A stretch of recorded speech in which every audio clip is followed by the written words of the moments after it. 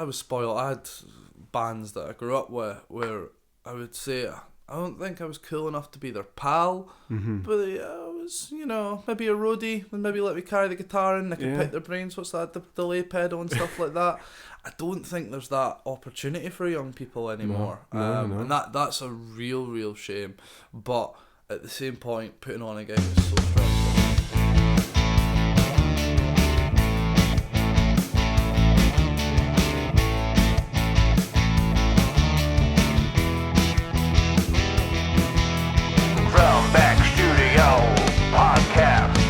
Hello and welcome to Drumbeg Studio Podcast. You know it, I'm Michael Lumby. How are we doing? Are we doing alright today? I'm doing quite good actually, thanks for asking. In this week's show, we're going to be chatting to special guest musician Sam Stewart here in the studio, which was incredible to get the chance to get that interview done here in the studio. He is also going to be giving us a couple of tunes today, which is fantastic. But before then, this is Pete Smith and the Troublemakers with their debut single, Shine On.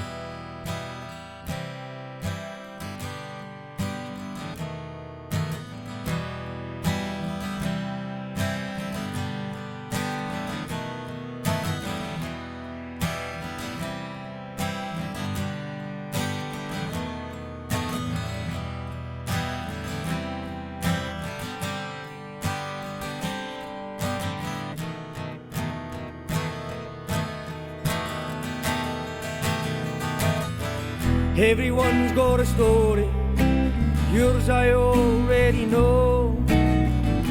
Your father was an alkie, you come from a broken home. Your mother, she used to bring home strange men each and every night. Get a little bit older, with them you'd start to fight. Kicked out every school you ever did. A nightbreaker, and in the cells you spend your weekend. Hey, hey. Shine on, just shine on, keep shining. Shine on, just shine on, keep smiling. You're always looking for attention. And everybody else looks away. No one ever listens to a single word you say. Close your eyes and try and drift away. Don't cry, don't cry, don't cry. Don't cry, don't cry, don't cry.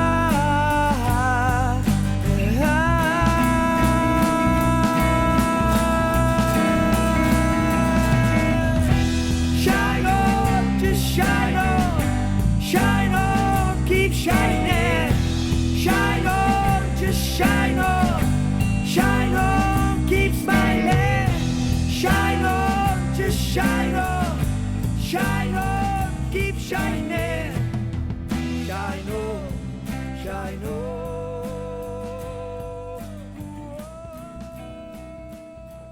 That was Pete Smith and the Troublemakers with Shine On here on Drumbeg Studio Podcast.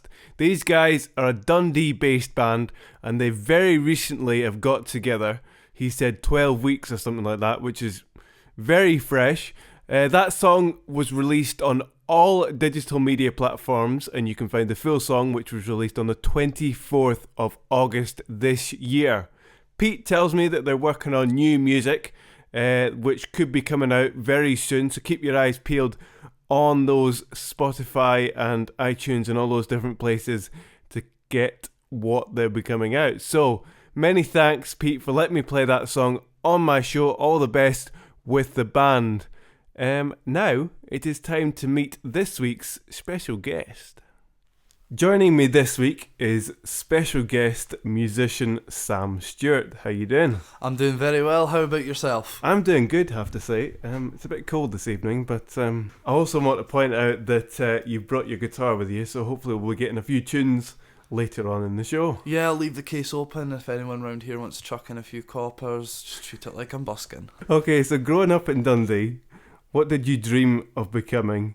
And was there any musical influences and stories that you want to throw in there? Yeah, I probably grew up idolising the wrong people. I liked bands like the Libertines and stuff that couldn't, the Cribs that couldn't actually sing. And, when you want to be a singer, don't listen to bands that, can't sing. I wouldn't say I wanted to be a singer. I just started writing songs and really, I'm quite a creative person. And when I picked up the guitar, I probably wrote better songs than what my ability was on. Right. And probably still to this day, I think I'm an okay writer. I'm not blowing my trumpet, but what I will say is, creatively, I could write 10 songs a night. It's not something that comes to some spreadsheets, stuff like that, not my forte, but you give us something to create, go and let's make something, and I throw myself straight into it. So when I was given a guitar, it was, do you know what I mean, start creating stuff. I had a couple of keyboard lessons growing up, never really stuck to it, but my dad was a music teacher, so it was like when he was busy, it's like, there's a guitar, go and amuse yourself, kind of. Yeah. What sort of age was that he was throwing the guitar? I really properly started when I was about 15, 14, when I started really saying, right, taking I'm going it seriously. Home. Yeah, the PS4 is getting paused, I'm going to do something for 20 minutes now. Yeah. When that memory card got corrupted on the PS2 or something, right, go and write a song or something like that. So it kind of started that way. And I've luckily, with quite a boom at that period in time, I think the Labour government was in, there was a lot more funds in around the kind of sort of, when I was finishing school, going to a gig was something a younger person could do, because you didn't have to be 18 to get into the pubs, and it changed that culture big time. And obviously with the recession and so, I mean, look at the rise of wages versus the rise of a pint. A pint's gone up way more, so now you can't afford to go out as much, and I think the industry has kind of changed as a result of it. Back when I first started, you can go and see each venue, there was maybe 6 venues in the town, they'd all have 4 bands on, and majority of those would be originals. Now you have to wait 4 weeks to get one night, and there might only be 3 bands. It's completely changed. I was totally spoiled, because I went out and seen people who are probably not in the music scene now, but they were so good back then. Now I think the quality is slightly diluted just because there's less venues, there's less chances. Like myself, who wasn't, I'll admit, my bands at those ages were terrible, but we had the facilities to go out and get better. And I sometimes worry that nowadays there's not those facilities if you don't put on your own gig. You know what I mean? There isn't. I know in Dundee you've got like Make That a Take promotions. Simon does a good job at church booking, but again they've got a lot more drag nights now that do quite well for them, as opposed to original bands.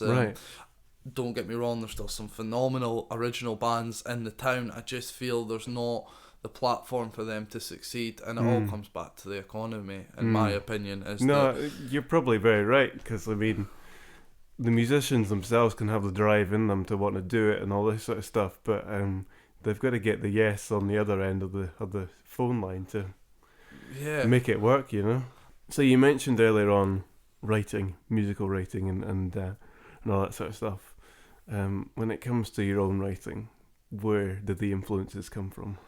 Well, I've always been, with music, if I can relate to the song and the lyrics from an early age, that's what caught me and captivated me. If I could understand the song lyrically, I felt a deeper connection to it. So I've always tried to make my songs easy to follow and easy relatable, as a kind of like, we're all going through some stuff, and if it's very specific, then you might not understand it as much. I do love a big chorus where possible, so I've always tended to drift towards bands that have that, and to try and do something different. I've always thought it's a bit of I don't like when people write about love songs, because I feel like they're done and that's it. Like every metaphor, every analogy's been done. It's probably one of the easiest for writing. I think in my early days when I was writing, I would just used to write about love songs, and God knows where they came from. There was no experience at all,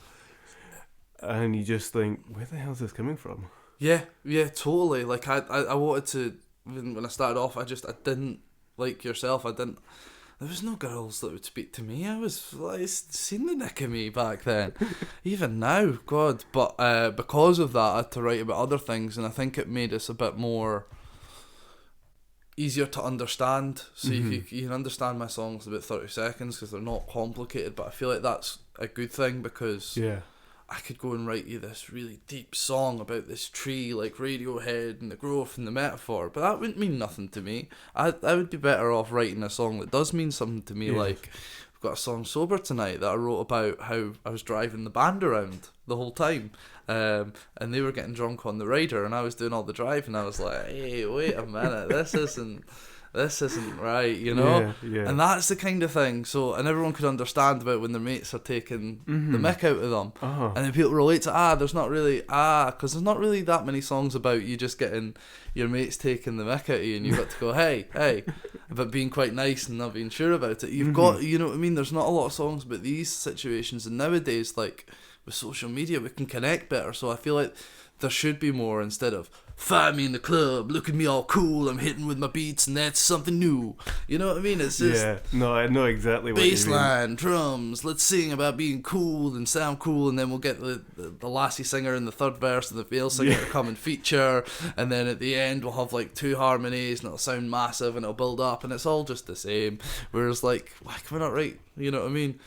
Write about how the fact that, you know, it's Netflix is going up. I've now got to make a choice. I mean, you know, I'd like to write a song about Netflix going up and not being able to, you know, having to choose between Amazon and Netflix. You know, that's a decision, and that's a song I could see people listening to. Yeah, they'll definitely relate to that. Yeah. So it's time for a bit of music, and I'll just say you're the second artist that I've had here in the studio. So let's hope nothing major happens. If anything does, I'm sure I'll hear about it as soon as possible. So what's the first tune that you've got for us? I'm going to play a new one. I probably should have asked the band's permission because we've not even finished it, but it's called Reclaim Me, and it's got a nice wee story to it.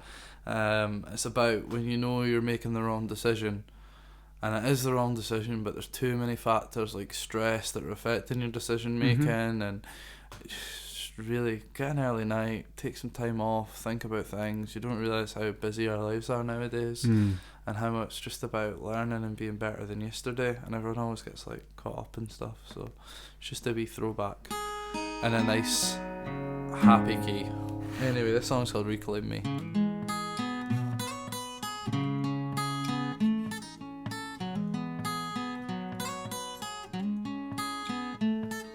We gotta move forward, we can't go back. Get our makeup on, get our hair on track. When the 20 minutes be better spent in bed. We gotta move forward, we can't go back. Blame is part of this, so we gotta change that.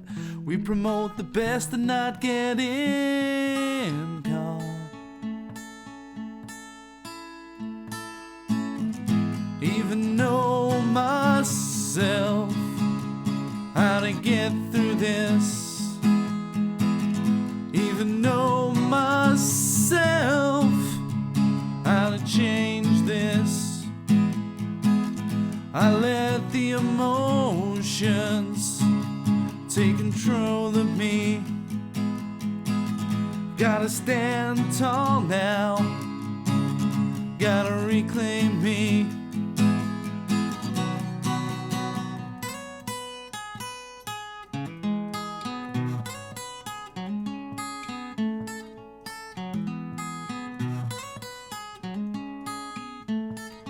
We gotta move forward, we can't go back. You're gonna make mistakes and they don't tell you that. It's about learning from what you faced. So pick yourself up, don't get yourself down. Take care of yourself and you'll be proud. Don't let them see the bruise on your face. Even know myself how to get through this. Even know myself how to change this. I let the emotions take control of me. Gotta stand tall now. Gotta reclaim me.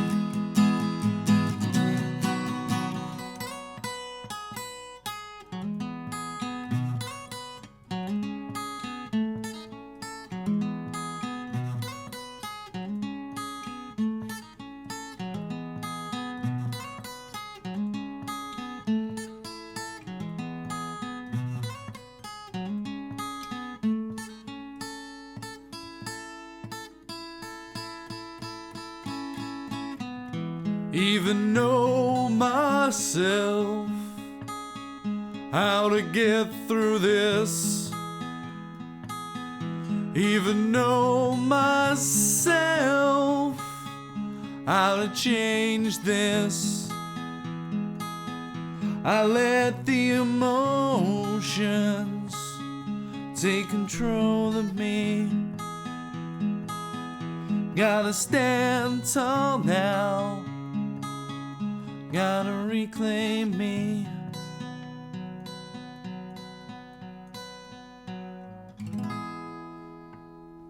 That was, of course, Sam Stewart live here in the Drumbeg Studios with Reclaim Me.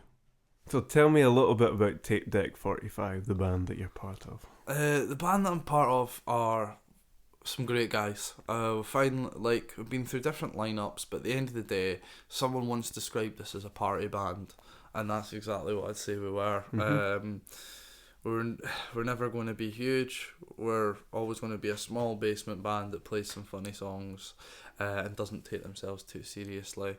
We all do it because we like hanging out with each other. In the past, there's been dreams, there's been aspirations. Everyone's had that. But now we're at a stage where we're just going to put out some singles and spend some time on the product. And that's what I'd say to anybody else. I've done millions of different lineups, millions of different arrangements, been in different bands, tried different things, but when you find four people together that just get on and work well together and actually play to each other's strengths, then that's when you need to just keep doing it. It's the first time, I would say, and it's taken me 10 years to find a band that just works. You know, as you said, it's not been all plain sailing. No, definitely not. We've had a number of lineups, and everyone that's been in the band, I'll say this now, is still a friend of mine, will still always be a really good friend of mine, but for one reason or the other, it's just come to the point where there's too much compromise, and you've seen other bands born out of it, and it's important not to get hung up on that, but embrace that. I've got this friend who's in this other band, Stephen Benedictus, used to be in Tape Deck, and they're a great band, and we've got a great band now, and that's brilliant because there's now two good bands putting out music. But at the time it was like, oh, what, you don't want to be in my band, blah blah blah blah. Just embrace it and move forward, and once you've come to that decision, it is better, but it has set us back years. We literally split up in 2016. Right. Because we tried a different lineup after and it wasn't working, and we had the bottle to say, no, this isn't working, none of us are having fun. I kind of drew a line on Tape that was like, right, done with that. Do you know what I mean? But I was still writing music, and I thought, you know what, I've got a Mac here, I'm going to learn how to record, and I'm just going to make albums in my house because that's what I like doing. Did you ever have this feeling that you just thought, sod it, I'll go solo? Yes, many a times. God, I thought that last week when they were doing my head in. I've thought about it loads of times, but the thing I like the most about music is sharing it with other people and getting other people's thoughts and hanging out with the guys is a lot.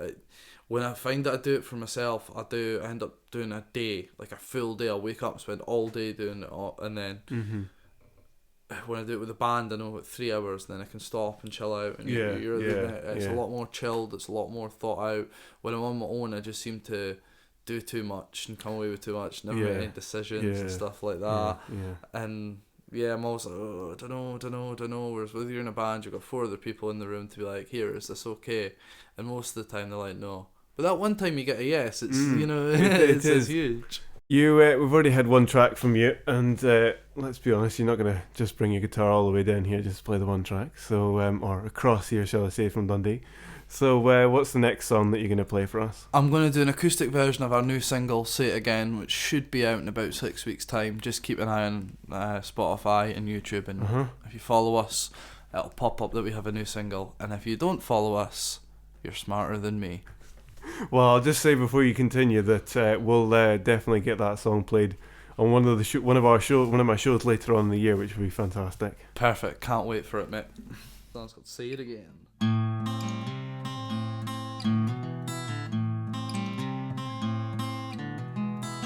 Wasn't ready to die, wasn't ready to leave my soul. There's something inside, I don't know who I'm fighting for.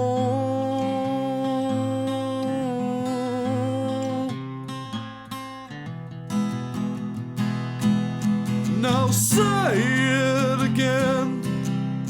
We would all be friends if you grew up in the same scheme as me.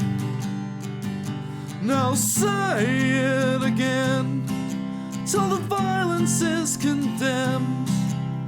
Why does the man in the sky need money?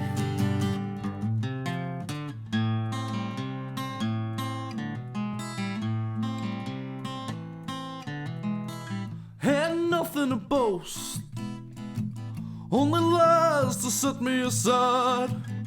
My story needed told, still hadn't found the mold.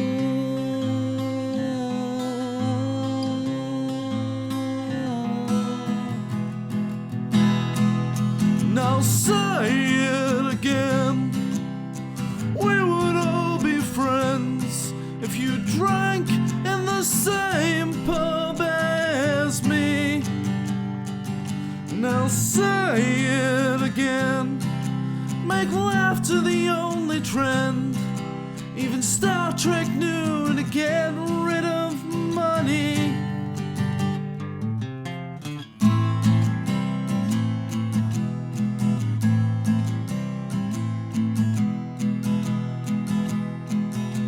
Now say it again.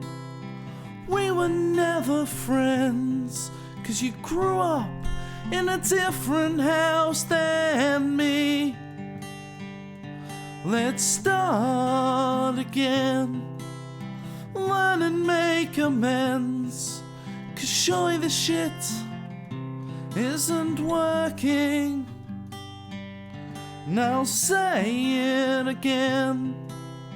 We were never friends, 'cause you grew up in a different house than me. Let's start again. Learn and make amends, 'cause surely this isn't working.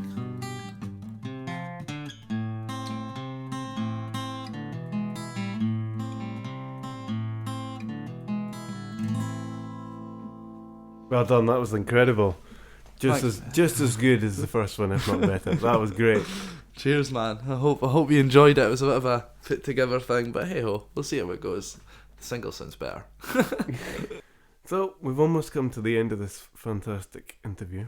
But before you head off, I have that one sucker blow, you could say, of a question for all my guests, and that is, what does the future hold for you, but not just you, but also the band as well? Well, I'm thinking, and it's a difficult decision, but as I come out here and I head back, I'm going to pass both McDonald's and KFC. And I'm not quite sure. I'm feeling a chicken burger, but they both do chicken burgers, you know what I'm saying? My girlfriend's vegetarian, she's at home, so... You've got the liberty to do what the hell you want. Yeah, I mean, I could get a KFC and not tell her, going, nah, I had a big lunch, you know, get away with it. But past that, we just recorded a new single, and I think it's going to be really good. It's called Say It Again. We're just finishing off a music video just now. It'll be out before the end of the year, within about 5-6 weeks. Like I say, it's the best thing I've ever done, without a shadow of a doubt. It sounds fantastic, and we are going to finish off an EP with Tape Deck 45, which will be out next year. It'll be, it's kind of like, when we split up, what we did is we put out a Greatest Hits Volume 2. Right. But we didn't have Volume 1. I just thought it'd be funny to do a Greatest Hits Volume 2. And it was just like a CD that had all our best tunes on it, whether they be demos or they be thingies or anything like that. But time's passed since we've done that. And actually, there's maybe not one on there that I actually would agree with anymore. Right. So now I'm like, nah, none of them were done in a way that I'm happy with, so I'm going to redo one of the songs off that track, but I'm also going to put in a few songs that we should have recorded over the years and never have, so it's almost going to be a Greatest Hits. We had a great name for it, but I don't know if it's still going to be thingy. It's called Did You Just Assume My Genre? But it's funny 6 months ago, now I don't know if it's quite as relevant, you know. Yeah. So I might need to rethink that. But yeah, it'll be out next year at some point. I'm really excited for it. And then, unfortunately, my main man, Jordan, on the guitar, has just graduated from university with an honours degree in engineering, so some big oil company will want him, so he's going to probably have to move to Derby, I think he was on about last week, and that's gutting. That's like, wow. Honestly, it feels like when your girlfriend's splitting up with you, I'm like, do you know what I mean? I'm thinking, right, we're going to keep maybe like doing some jams, like on FaceTime and stuff like that, and I'm trying to think of a way of like getting him to shows. What I'm thinking I could do is I could train you to play the rhythm guitar, right? And we'll put Jordan's face on an iPad, right? And then for half the set he'll be playing, and then we'll take the iPad off his face, and then for half the set you'll play if you're up for that. That sounds fantastic, yeah. Yeah, I mean, I don't want to leave him out. I don't want to, do you know what I mean? I still want to make music with him. I just need to get over this Derby thing. We're not quite, good enough. Bit of a rivalry going on, isn't there? I know. I'm not quite Prince Harry, I can't have him fly in, I care about the climate and all that. Or is it Prince William that's doing that? Private Range Rover or whatever it is to get straight down to Derby and back up again. Yeah. Make sure it's a big diesel that burns the environment up, and then on the way we'll do like a, care for the environment speech, like the Royals do. I think that'd be nice. Oh dear. Well, I have to say thanks very much for giving the time to come out, especially to the studio and do this fantastic interview. It's been great. No, thanks for having us, and thanks for letting me just waffle without interrupting. It doesn't happen very often, so I tend to go off on tangents. Well, it's an advantage having someone who can keep the conversation going. I'm often having to string it along myself, and is that with the violin players, the cello players? You're stringing it along. Yeah, in the end of the day, it's about the guests. The guests want to be. Everyone wants to hear what the guests are all about, and you've been fantastic. I hope you've enjoyed yourself. No, I definitely have, and thanks for your hospitality. It's been wonderful. Well, there you go. A big thank you to Sam Stewart for giving up his precious time and coming out to the studio and recording that fantastic interview with me. Even getting a couple of tunes as well for him bringing his guitar along was just a bonus as well. But many thanks. I think he'd had a pretty busy day at work that day, so it was a nice chilled evening. Gave us a couple of tunes as well, which just added to it. So many thanks again, Sam. All the best with your future, and also with the future of Tape Deck as well. That's all we've got time for, listeners, this week. Join me next time for my next special guest and some more great music. Until then, see you next time.